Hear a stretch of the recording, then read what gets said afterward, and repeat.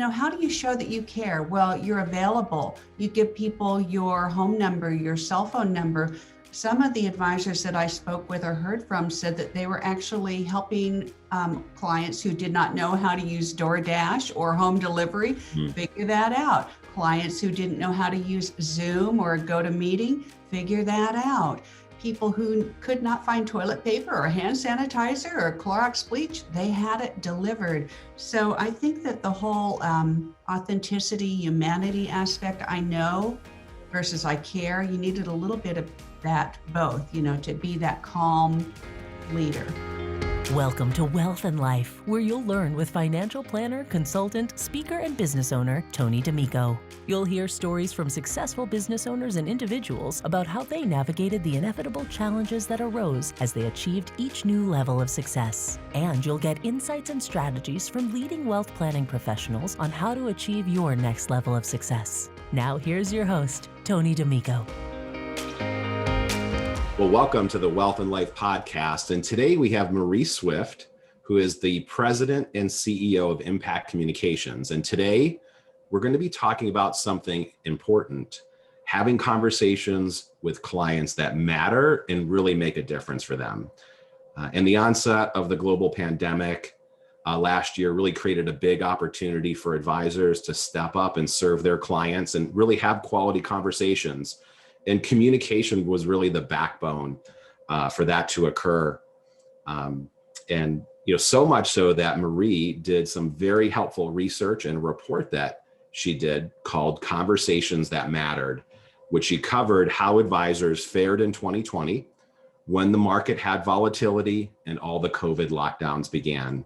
So she will share some of her the key things that she learned doing that report. So let me introduce today's guest, Marie Swift, who again is president and CEO of Impact Communications, which is a full service marketing and communications firm serving a select group of independent financial advisors and financial institutions. And her areas of expertise include public relations, social media, digital presence, marketing, and of course, professional communications. Over the past 20 years, Marie's articles and expert comments have been published by Barron's, Forbes.com, Wall Street Journal, Executive Roundtable Journal, Journal of Financial Planning, the NAPFA Advisor Magazine, TD Ameritrade's Practice Management Magazine, Financial Planning Magazine, Financial Advisor Magazine, and many, many others. And she's also spoken at major industry conferences such as for the Financial Planning Association, NAPFA events, and other national and digital conferences hosted by Barron's, Fidelity, TD Ameritrade Institutional, Schwab Advisor Services, Pershing Advisor Services, and I could just keep going. So we'll cut it off there.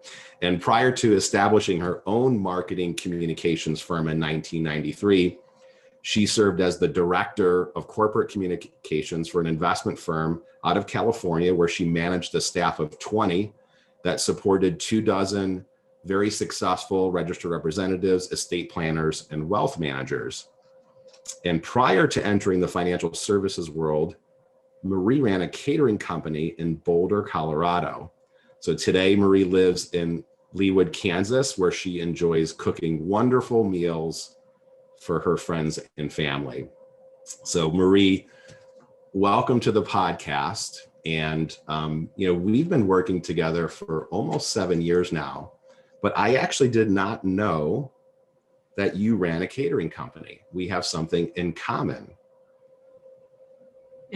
What is that? Tell me. I actually ran a catering company as well. So my father passed away after my junior year, or at the end of my junior year in college, and they had a catering business.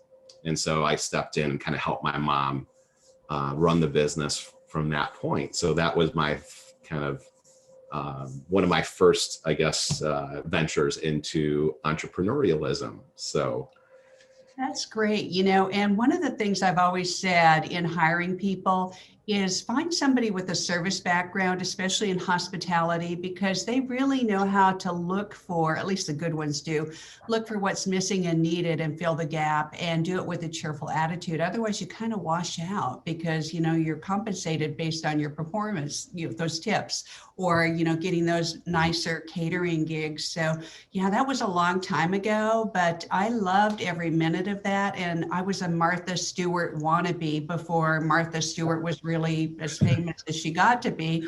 So I was buying her cookbooks and cooking for the well-heeled people in Colorado and the Boulder area. And there were a lot of them back then, a lot of musicians that I got to know. And it was a ton of fun, but I've enjoyed the past 30 some odd years in the financial services industry. And when you were reading my bio, I thought, wow, who is that woman? How did she get all that accomplished? But, you just keep at it and things work out. That's awesome. Well, good. Well, Marie, I read your special report titled Conversation That Matters, in which you really dove in and kind of researched and talked to other advisors to determine kind of how they fared and what worked well in 2020, when the market had that, one of the sharpest declines in US history. And on top of that, all these lockdowns happened. So a lot happening then, and really would love to talk to you today about, what were some of your key findings? Maybe why did you undertake this study? And, really kind of in your mind, what constitutes a high quality conversation with a client? Yeah. So we started the study in the fall of 2020, and it occurred to me after my business and I had recuperated from all that early shock in the early COVID crunch, that lockdown and the market drop. We recuperated, and I thought, I wonder how advisors are doing. I knew how my clients were doing. I had heard from you that you were doing quite well, and I would like to ask you some questions about that in a bit. But I thought, I'm going to go out with a survey and see if advisors will respond and if they'll talk to me. And boy, did they. So the survey was in the field from September 21st to October 13th. And I think I could have gotten even more than the 342 advisor responses that I did had I had more time to get this done. But I wanted to get it written and out there to make a difference for other advisors, because the stories that I heard through the survey mechanism, in fact, I got 178 essay responses, which is phenomenal. It just let me know that advisors were hungry to tell their story and to not to be like a glory hound, but to say, look, this was different than anything that we've experienced in the past, because we were all scared. We were scared. What is this thing? Is it going to be like, Night of the Living Dead? I mean, how long is this going to last? And so we were all in this together. And I think that was part of what bubbled up in the essays is the humanity, the authenticity, going the extra mile, really like bonding with their clients in a deep, meaningful way.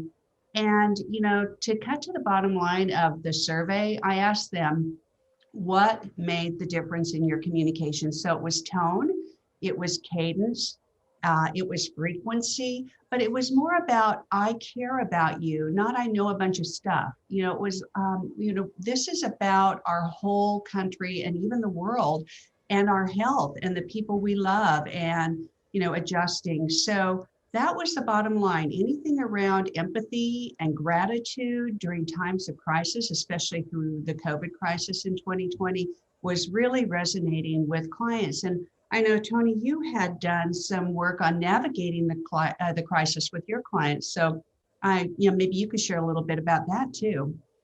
Sure. Yeah. We did a video and email series called Navigating This Crisis. And there was a total of 16 different installments that we did. But yeah, just as you mentioned, it's, I really think being an advisor is a serving profession. And so obviously when that crisis hit, there was financial and non-financial concerns that clients had. So, with navigating this crisis, it was a way for, me to get out communications to our entire client base.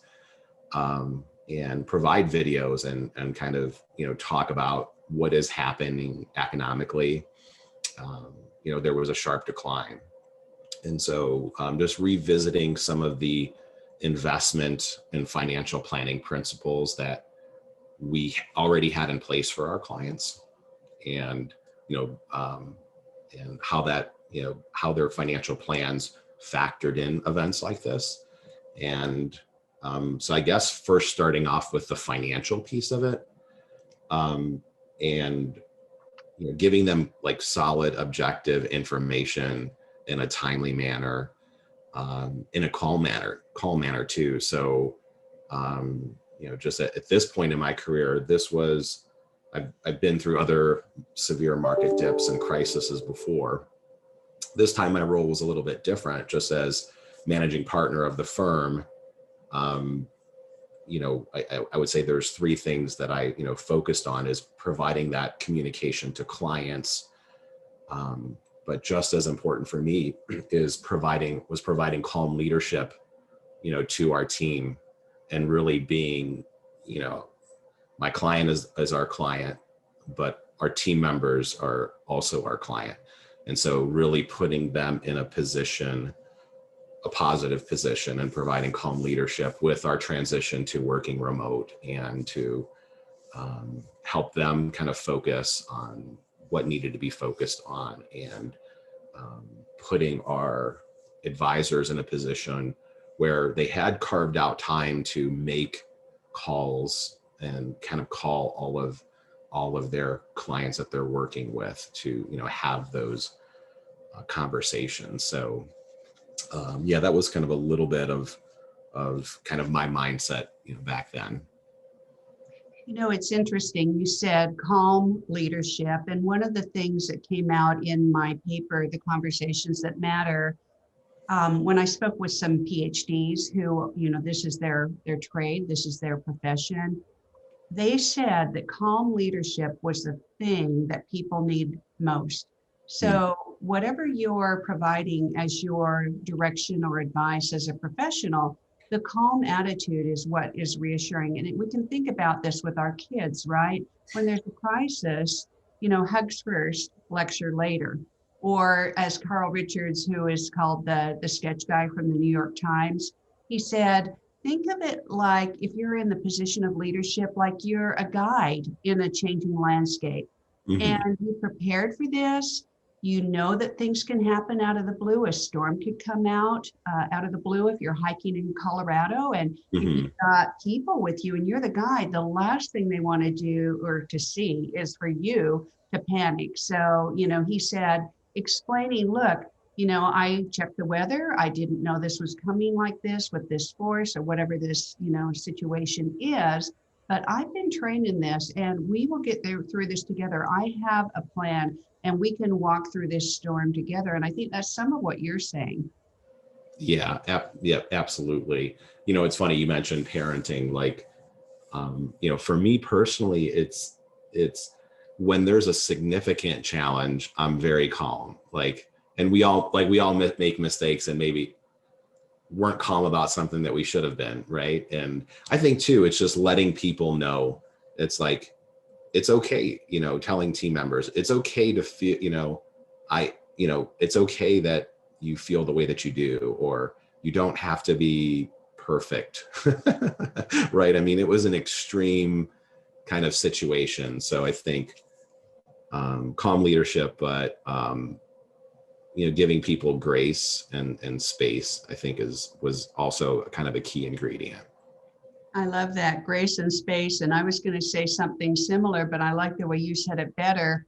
I started to back off on being a demanding entrepreneur with my staff. And, I have 12 or 13 people working for me, depending on, how we're staffed. But through this, the grace and the space, as you put it, was what made the difference. Just allowing for people to take time to homeschool or to get their vaccines and to feel lousy or to care for aging parents. And, I think, we've been talking about the dynamic with an advisor and clients, but the dynamic with the entrepreneur, the business owner and their staff, those people will stay with me and be grateful and loyal for much longer because I was empathetic. We all had to be empathetic.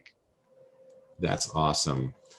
Um, so just out of curiosity, what would you say your biggest challenge was as an entrepreneur going through that really, we've been, you've been doing this a long time. You've seen market declines and, help advisors with communications and through those periods. But this one was a little bit different because it was a virus, you know?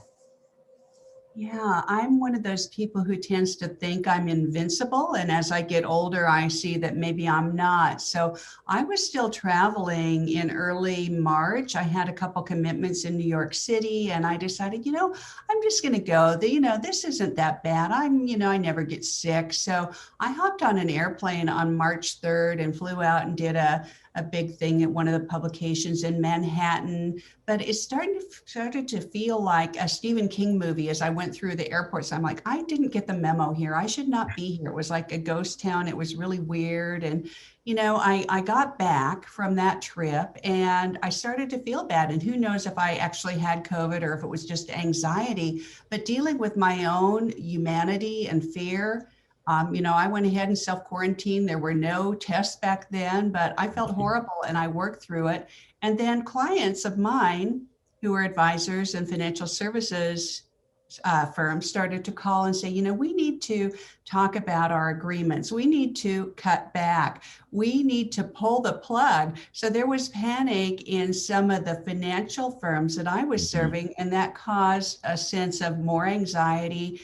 Wow, what's really happening here? And how do we get through this together? So my strategy was to be, as you said, a calm leader and to talk to those who were afraid, and including my clients who were afraid for their revenue dipping, and say, let's just pause for a minute. Maybe we can negotiate something to see us through until we can get clear on what's happening. And then, of course, we saw that the PPP loans started to happen, and some people took advantage of that as a lifeline. And then things weren't as bad as far as the market drop being prolonged. So, that was the biggest challenge for me, is just all of that uncertainty and not feeling well myself, and needing to deal with my staff who were also scared, and my family. And we didn't know what this thing was. We remember when we were like all sanitizing our groceries and leaving our mail out for 3 days before we touched it. Yeah. It was just weird. So that was it for me. How Yeah, about for you? Boy, like I said, I tend to do really well in crisis situations. And, I'm thankful I have a really good team as well. There's, 10 of us currently, and, just everyone really kind of stepped up and, did a good job. So it was a lot of, I would say, blind faith. Just that things tend to work out. People are good people. And, everyone, pitched in. So it was obviously just like for everyone, even our listeners, whatever their career was, everyone's career got exhausting. And there's still, I think, a lot of impact on operations. Whatever business that you're in, operations have had to adjust, virtual meetings and all those sorts of things. That there's a lot of things that have to happen operationally to make those things possible. But, for me, it was just kind of, I would say, blind faith, and just kind of each day trying to do the right thing. And, if I was, if there was something that was bothering me or concerned, I would just try to deal with it, have conversations with my wife and try to keep, I hate to say this, but try to keep a positive face as much as possible, for team members and clients. And so I just chose to kind of let my guard down with my wife, Amy. And I know you've met Amy, that I've married up. It's like, I think the second time I've said that on the podcast, but, so our partnership, really got us through that. And, each severe decline that I've been through, we there's studies that show the best days in the market happen after the worst days. So, we relied upon that for financially, for financial planning, and I've been through that. So just really, we jumped on rebalancing for our clients. And if let's say they were 60% stocks, 40% bonds, well, the 60% stocks probably became, 50% stocks or 45. So we really jumped on that rebalancing to take advantage of the drop, to buy the stocks as they were cheaper. And I kind of applied that mindset to everything. And, because those opportunities only, come by every so often. And just thankfully, I think for me, part of that solution was really relying upon my trusted advisors. So I'm very, grateful to have our relationship. And there's other RIA owners that I work with, and that I, collaborate with, and to, and one of them, has that, I've been in financial services for about 20 years. Well, this person's been in it for 40 years. So to have some time with him, for him to reinforce kind of like we both have been through it, but he's been through it way more. So just relying upon, I guess, my trusted peers and advisors, something that I'm extremely, grateful for. Without that network, I think it would have been more difficult. So. Yeah, some of the things that came out in the Conversations That Matter study is about the need to give yourself some care. So like the pilot, when there's a nosedive happening, he needs to put his own oxygen mask on first and then go attend to whatever is happening. And Dr. Sonia Luter, who is a professor at Kansas State University, teaches the personal financial planning curriculum there. So at K-State, she's helping to mint some of those new CFPs, those certified financial planners that are coming into the profession. And the other thing that she does is she teaches crisis communications. And she said to me, Marie, advisors need to consider themselves first responders, because, they're one of many first responders when something like this happens. And they're going to be on the front lines dealing with a lot of concern, activity, could be a lot of emotion. And so she actually has a course for any kind of a professional, but particularly for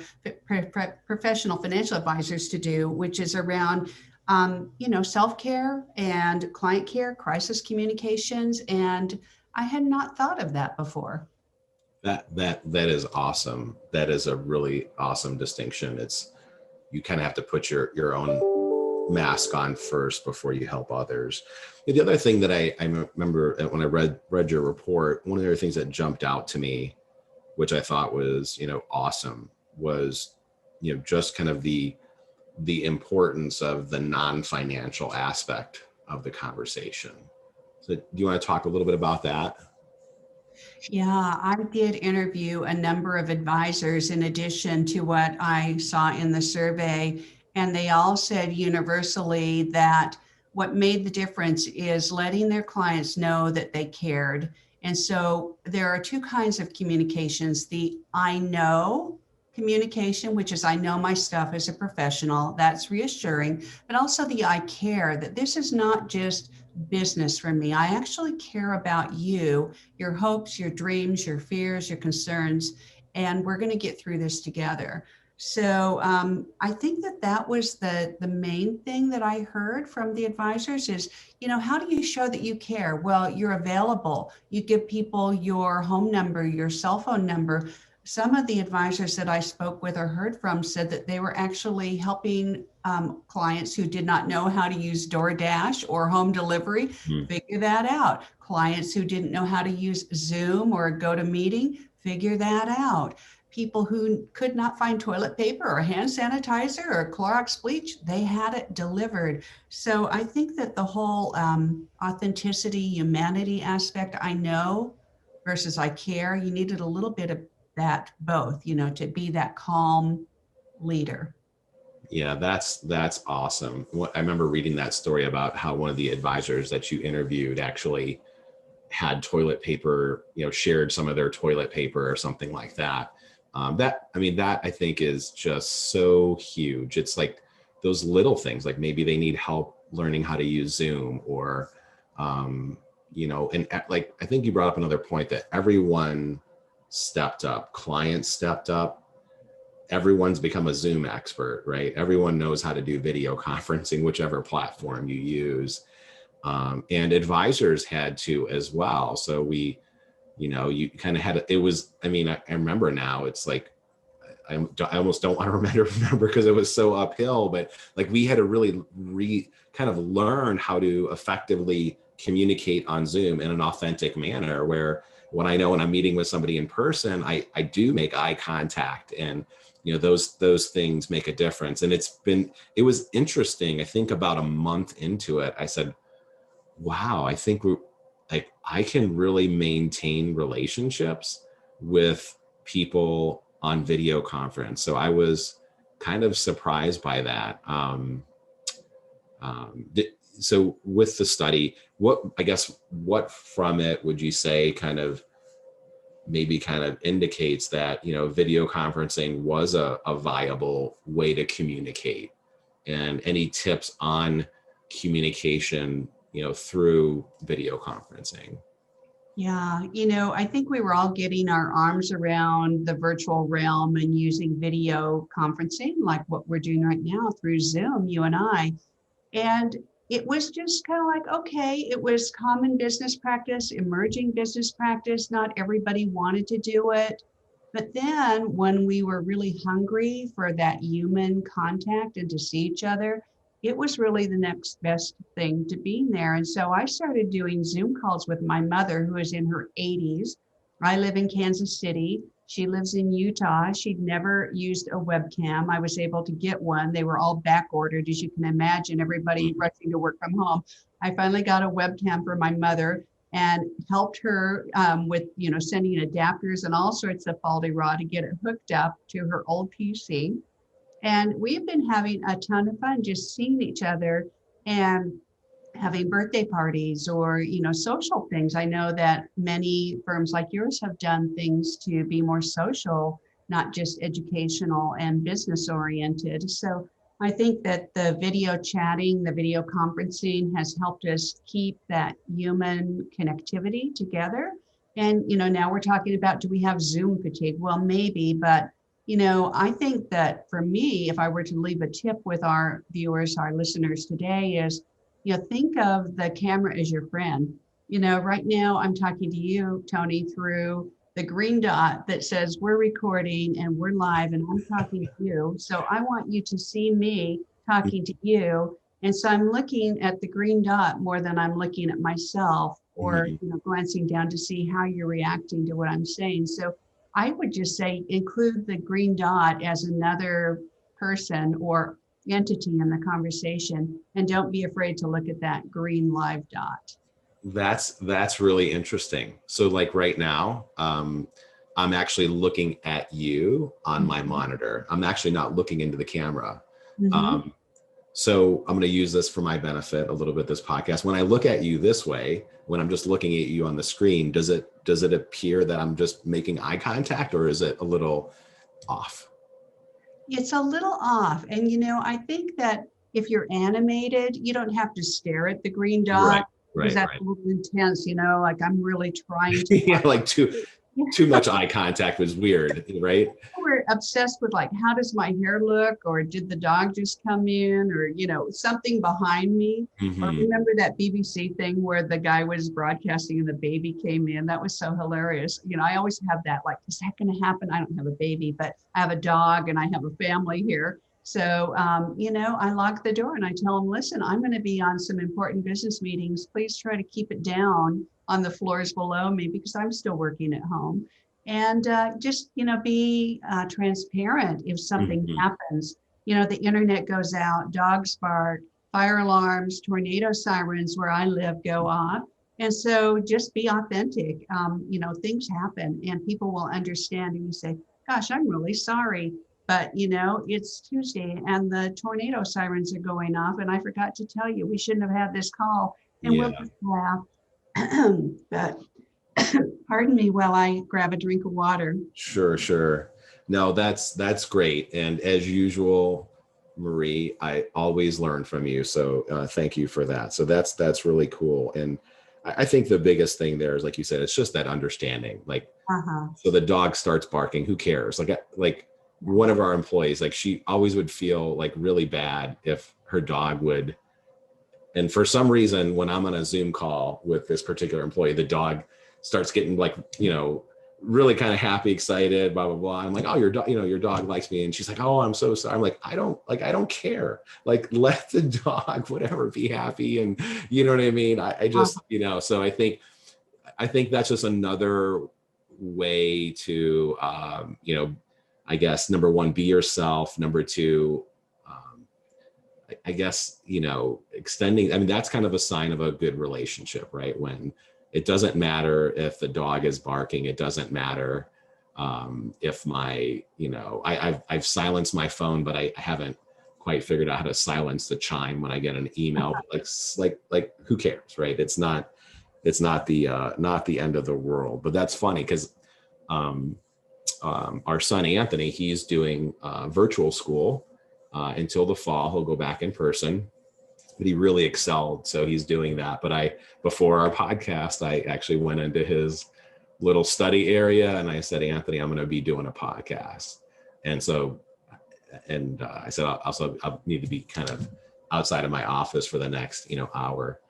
And he just thinks podcasts are cool. So he's at that age. So he was all in. I was just participating in a study that someone else did, and it's called New Frontiers in Wealth Management. And Bob Veras, who is kind of like the sage of all sages in our financial services world, and a fellow named Matthew Jackson did this study, and they interviewed 16 experts, and I was one of them. And they talked about what makes the difference, that next frontier in wealth management services. So if you haven't seen it, Tony, I think you'll be interested. But one of the things that came out is this term called pro-personal. So as business professionals, we're starting to shift from being business and personal, and we're blurring that line. And people appreciate knowing who you are as a human being, I think. And letting your guard down a little bit to, have it be okay if the dog barks, or to let you into my home office. What better opportunity to get to know each other than to see into someone's kitchen or their living room or their garden or their home office. So I think it's been a blessing. In retrospect, it's been a tough year. I don't, dismiss the fact that many people have had a lot harder time losing loved ones, which I have not, fortunately, but we've had some scares. And I think that for many of us, this has been a blessing in disguise, because we've had deeper conversations. My kids have been home having dinner table dinners with us so much this last 13, 14 months. The boyfriend comes around, and now we know what Julie will be marrying into if she decides to get married to this guy. And he's a good guy, and we wouldn't have known that. So I think this whole blurring of the lines between being a professional and being a human being is a good thing. And social media and digital is bringing that all to life. Yeah, that's awesome. That's great. I think there has been a lot of positives as well. Like you just mentioned, getting to know, we were chatting before we hit the record button, and I was commenting about how nice your office looked and things like that. And, even doing video calls, with you and my other, key members of my advisor team has been great. And I would say the same thing with us too. I mean, having Anthony, home, and really just, I get to see him and how he goes about his school day. And I'm like, wow, I really learned a lot about my own son, because I typically wouldn't see him, at school, but I got to see like how he organizes his day. He writes out a list. He finishes his list before he, starts, playing and doing other things. So, and those meal times too, it's been tremendous, and, one of the things that I've recently done is I actually surveyed our employees, and I asked them, what has worked well working remotely, what has not worked well, and then also what worked well when we were working out of the office full time and what didn't work well. And I also asked them what they think, what do they think is the best, I guess, plan for the long term. And that really kind of revealed that people, have enjoyed, there are benefits to working from home. And there's some drawbacks too, like not being able to, when you leave work, you kind of leave things there. But if you have an office at home, sometimes you will work too late. So that was something that they indicated. But it did reinforce that kind of that family connection. So that was really interesting. So we will resume in-person appointments at some point, hopefully in the near future, because the data keeps getting better and better. And our team is, either vaccinated or in the process of getting vaccinated. So, which is all good things, but it really did. There was a lot of positive things too. Like you said, the bonding with clients, the bonding with your own family was really cool. There was reports of pollution, right? With people not driving, right? People were able to, I think it was Los Angeles, they could actually, the smog was gone and birds started chirping too in San Francisco that they never have heard before. So, kind of a lot of positives and, thankfully, COVID has not impacted our family to date.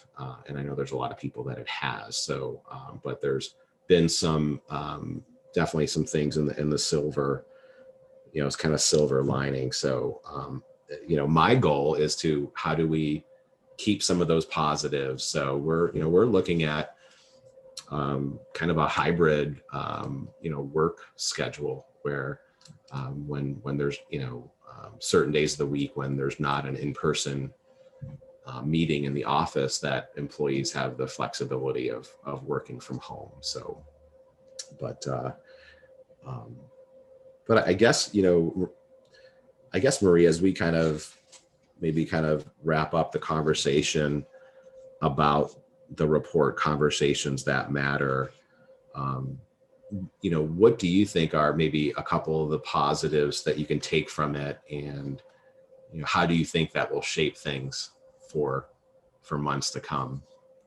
Yeah, I'll just mention my next project is called Mastering the Conversations. So last year I did the Conversations That Matter. How was everybody doing and what made the difference for those who were not just surviving, but thriving? This year, I'm working on something called Mastering the Conversation, which will be a toolkit for financial advisors. And I guess anybody could probably get it once it's published. So anybody who's interested in communications like I am could get this. And it'll be a quiz to see where there are gaps in your communication style. And just a sidebar, I spoke with Dr. Daniel Crosby, who is one of the best known behavioral finance guys in the nation. And he said, Marie, everybody ought to know what personality types they have. And you're not just one personality. Typically, you've got a mixture. And so there are 5 big personality types. So if you go to my blog, marieswift.com, and just look down, you'll see my Swift Chat video series. Find the one with Daniel Crosby, and there's a link to this big 5 personality test. So I thought that was interesting. But to the point of what I'm doing this year, the Conversations That Matter, and springboarding into the quiz, and then a new guide with 14 experts that I interviewed to find out, well, what makes the difference in communications and how do we master those communications? And one of the things that I thought was really interesting in my interviews there is I interviewed a couple of journalists who are communications consultants now, and they said, treat every conversation like a journalist. Listen intently and write everything down, because people will get that they are important and you're actively listening to them. You're not just a bobblehead nodding. You're actually like writing down their words. Oh, wow. Tell me more. Anything else? Be inquisitive like that. So that's a tip around communication. I think I lost your original question here, Tony, but I'm really jazzed about my next project around mastering the conversation. No, So that lights me up. Yeah, that answers my question, completely. So that's great. Well, Marie, as we wrap up this podcast is about achieving success where wealth and life intersect. And, really each person has their own definition of what it means to be wealthy. And success really means different things to different people at different stages of their life. And Marie, you and I have worked together again for about 7 years. And you've accomplished what most people would call a very successful career. And you also have a very successful firm. But when you think about the intersection of wealth and life at this stage for you, what does success look like for you moving forward? What a great question. I think it all boils down to freedom, the freedom to do what's important to me, to be there for my family. Sometimes we get caught up in work and we need to be focused and dedicated on our work and keeping our work promises. And I get a great sense of fulfillment from that and, a sense of pride building this firm over the past 28 years. But for me, now that I'm a first-time grandmother, I love just saying, you know what, I'm going to take Friday afternoon off and I'm just going to go down and be grandma and play with Jamie and see him try to crawl and, get him laughing and help him stop fussing and just get out and go for a walk. So for me, I think that wealth and life, the intersection of that is just the freedom, the ability to prioritize and to not be a slave to the business. Awesome. Well, thanks, Marie. You've been a great guest today, and I really appreciate you sharing your insights. Thanks for having me, Tony. Do you want even more ideas, tools, and resources on how to achieve the next level of success in your wealth planning? Check out wealthandlife.com, where Tony will cover the latest trends and wealth planning best practices for successful business owners, families approaching retirement, and comprehensive wealth management. And by subscribing to the Wealth and Life podcast, keep up to date with future episodes. Get it all now at wealthandlife.com.